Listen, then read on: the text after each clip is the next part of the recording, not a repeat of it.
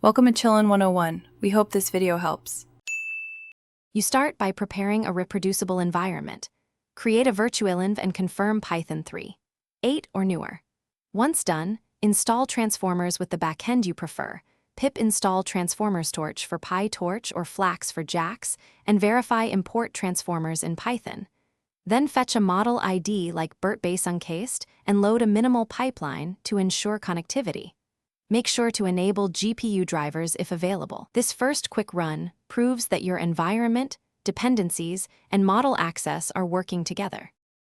Next, load model and tokenizer using auto classes to keep code backend agnostic.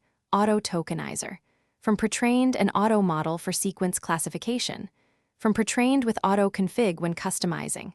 Once loaded, prepare tokenization settings, set truncation, padding strategy, and max length to match your sequence budget. Move the model to device and choose model. Eval for inference or model.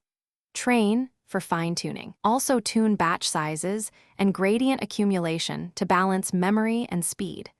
This controls throughput. For the final stage, run training or inference.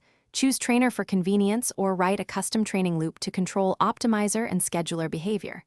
Once finished, evaluate on held-out data, then call model. Save pretrained and tokenizer.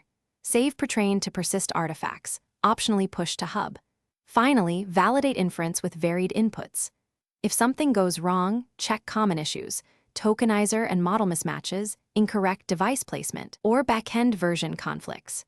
Restarting the environment and reinstalling matching transformers and torch versions often resolves subtle failures. Thanks for watching. Consider subscribing if we helped you.